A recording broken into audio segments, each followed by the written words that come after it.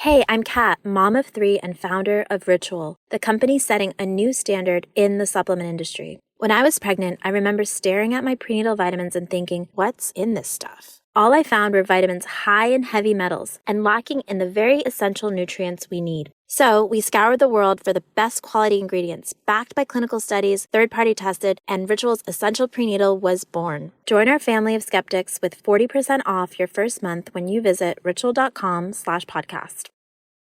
You're listening to Voice of Sayar podcast, and this is episode number 59. Welcome to the show.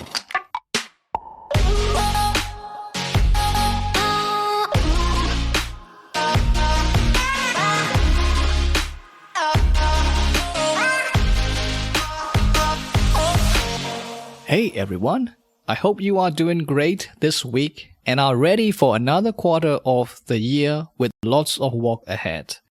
Whether you are coming back from a long holiday or have recently recovered from the stress caused by the tax season, I believe you are onto something and slowly gaining momentum in that direction. But here is an interesting and funny part of life. It doesn't matter how busy you are or how productive you become when you start accelerating your work. You always find yourself getting out of track after a few weeks, or sometimes after just a few days. You lose your momentum and you go back to the old ways, and eventually you find yourself lazy again. Now, I say this with the purest of heart. I don't mean to imply that you are doomed to become a victim of procrastination or that your life would be unfulfilling unless it is blessed with endless work and productivity. I just want you, a student, a family guy, a businesswoman, or whoever you may be, to become more productive so that you have more quality time to spare with your family, friends, and loved ones. And besides, one of the perks that comes with work is that the more work you are doing, the easier it gets for you to stay away from negative emotions or unpleasant trains of thoughts. So let's get busy, shall we?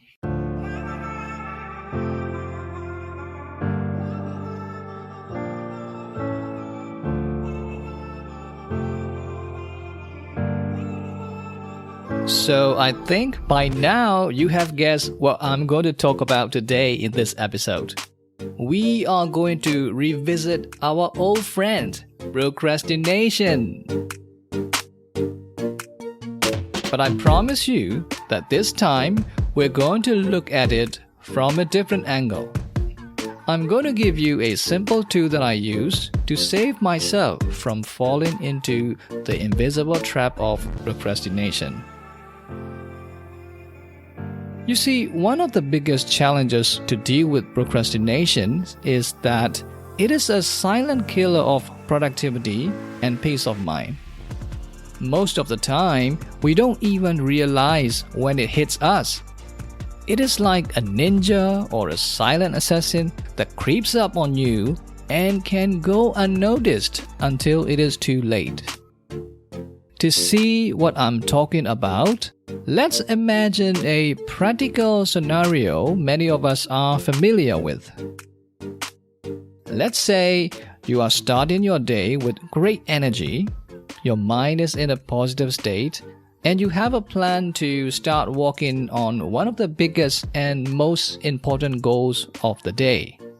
You walk across a room with your favorite drink in your hand, and suddenly you think, hey, this is a great morning and I'm going to work on my project and I'm feeling ready. But before I give hours to work on it, let me first check my phone and see if there is any important news or notifications that I should be aware of. Or if you are a self-improvement guy, you would think something like, hey, this is a lovely morning with everything under my control. You know what would make it perfect? Listening to one of my favorite productivity podcasts. Yeah, I think it will go very well with the vibe I am getting here and now. And before you know it, you have spent like more than an hour checking social media or tuning in to one podcast after another. Or sometimes you even decide to go check what your favorite YouTubers or influencers are up to. And when you finally return from this, you realize it has already drained so much energy from you. You then feel a shift in your state of mind, from a focused one to an unclear one. Now you don't know for sure if you are ready to work on that big project. You just realize that you now have less time to complete it. And once you acknowledge that you have failed the original plan, it becomes harder and harder to start working on it, and gets easier and easier to postpone it to another hypothetically perfect morning. Well, things may not have occurred to you in this exact way, but I'm sure you have experienced similar days like this one at some point of your life with a varying degree of resemblance. Correct me if I'm wrong, but this is how many of us fall victim to procrastination. It is the nature of procrastination that it often starts with small, seemingly insignificant delays that gradually build up over time. You may put off a task for a few minutes or a few hours, thinking that you will get to it later.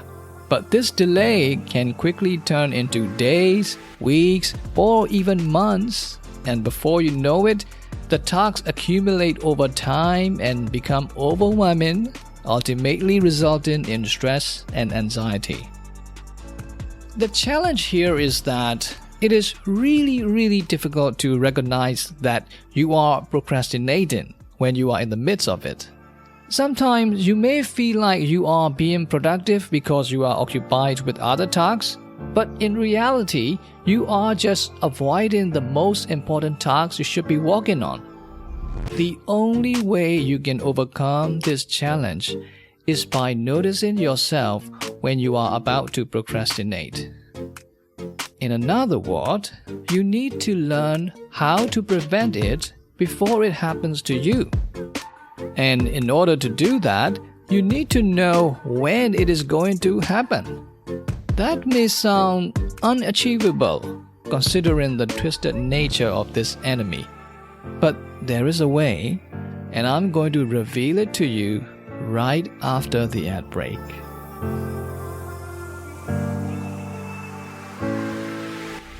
Alright, boys and girls, are you ready to learn the trick I use to prevent procrastination?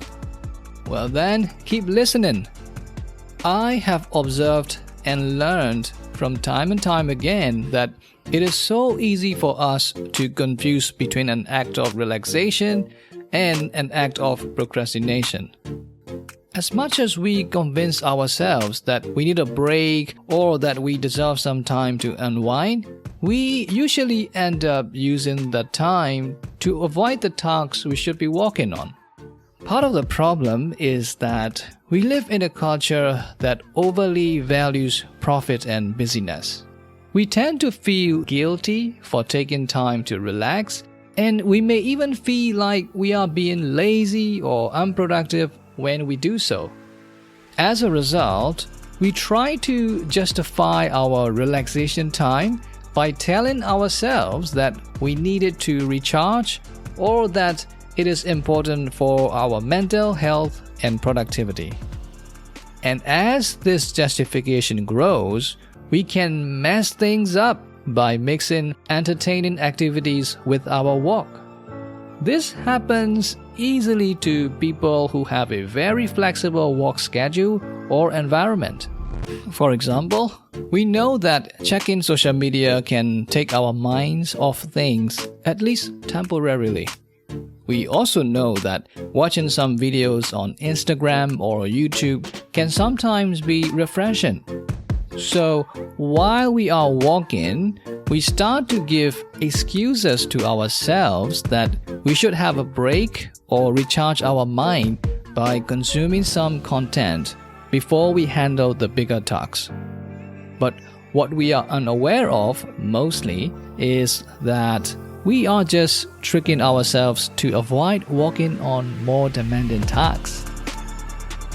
The thing is, there is a difference between intentional relaxation and procrastination. Intentional relaxation is a deliberate choice to take a break from work and engage in activities that are rejuvenating. On the other hand, procrastination is an act of avoidance. It's a way of putting off tasks that we find difficult, boring, or overwhelming. Procrastination can come disguised as relaxation or entertainment to our mind, when in fact it is just a way of delaying the inevitable. I mean, of course, it is important to take breaks throughout the day to give our minds and bodies a chance to recharge. Of course, we should regularly engage in hobbies and activities that bring us joy and fulfillment. But there is the right time to do that, and then the wrong time to do that. If you are trying to rejuvenate or restore your energy during a scheduled break time, or at the end of a demanding work session, the timing is right and you are entitled to recharge. If, however, you are doing it in an earlier part of your day or work schedule when you are not really tired or exhausted, there is a high chance that you are procrastinating, not recharging. Allow me to explain better by using my work schedule as an example. For me personally, I like to have 3 work sessions throughout the day. Out of these 3, the most important work session is a flexible one that can be either in the early morning before breakfast or in the late night hours, depending on several factors such as the nature of the tasks, the seasonal temperature, access to electricity, or my energy level. And since both options are during my prime hours, I rarely have to struggle with procrastination for this work session. However, things are different with the other 2 sessions. The work session before lunch and the one before dinner are usually fixed with a long break in between, which typically consists of having lunch, drinking coffee while consuming some interesting or refreshing content, or listening to music. The reason I have a long break in the middle of the day is to make sure that I have at least one session of enjoyment for the day in case my plans for the night go south due to external circumstances. This may not be a good approach for some of you out there, but it works well with my lifestyle, so I'm sticking to it. But I think I digress a little bit. So, anyway, what I'm saying is, it is usually in one of these 2 daytime work sessions that I tend to slip.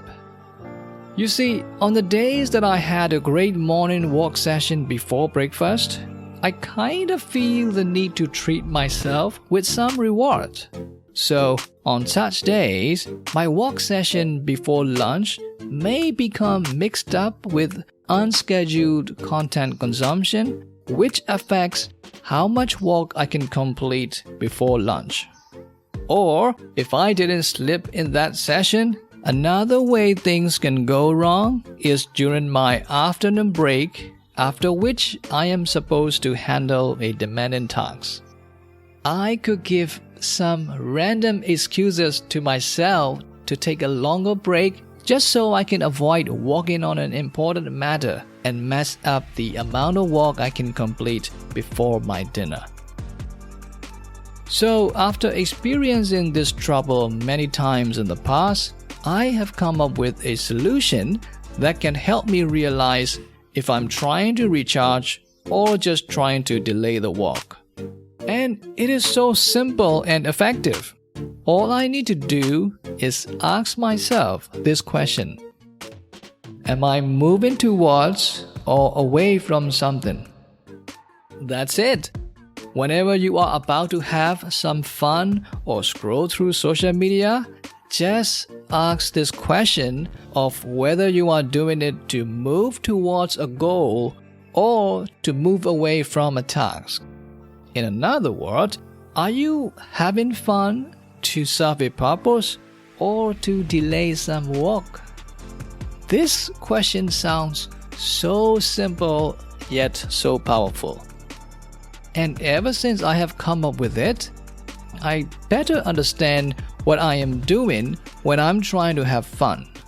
Whenever I am about to initiate some unscheduled fun activities without really feeling tired or exhausted, I ask the question and suddenly realize that I don't really need to do the activity and that I am just procrastinating.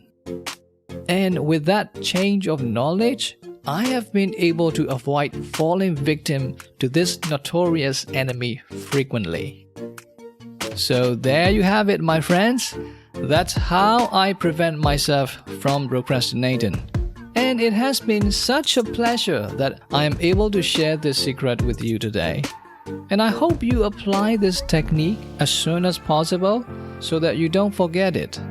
And even now, at this very moment, I want you to answer this question.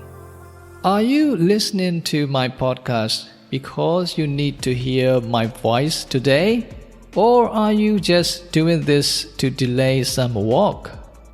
And if you answer yes to the first part of the question, thank you so much, and I am so glad that I could be with you today. But if it is yes to the second part of the question, why don't you just start working on the most important tasks of the day right after completing this episode? Just go get some work done and come back to me when you really need to recharge. I am not going anywhere. I'll be here gladly waiting for your return, okay? Alright, ladies and gentlemen, this is the end of this episode. Oh, and by the way, I'd like to take this opportunity to remind some of you guys about the webinar that I talked about at the end of my previous episode in Burmese. This webinar is a part of Wiley Asia Faculty Development Series. Now, if you are truly interested in the future of education and technologies such as artificial intelligence, or if you are an educator who is serious about upgrading your professional skill, or if you are an entrepreneur looking for startup ideas in the field of education technology, this webinar is for you. 3 well-known educators and authors, James M. Lang, Flower Darby, and Derek Braff, are going to teach you how to harness the power of AI and ChatGPT to drive student success, educate you about the post-pandemic high-flex learning model, and inspire you on inventing the future of educational technology. This 3-day webinar is going to take place on 26 April, 31st May, and 28 June of this year. If you attend this webinar, you are going to get ebooks as well as certificate of participation. And the total cost of this webinar series is only $99. And what is more, as a listener of Voice of Sayar Henry podcast, you are going to get a special discount of 20% if you buy the ticket from the Facebook link I have included in this episode description, and if you use the promo code VOSH before you pay the money. It's VOSH, VOSH, okay? So now, if you are one of those listeners who will gain massive value from attending this webinar, go register before it is too late. Otherwise, thank you so much for listening till the end, and I'll see you in the next episode. Goodbye for now.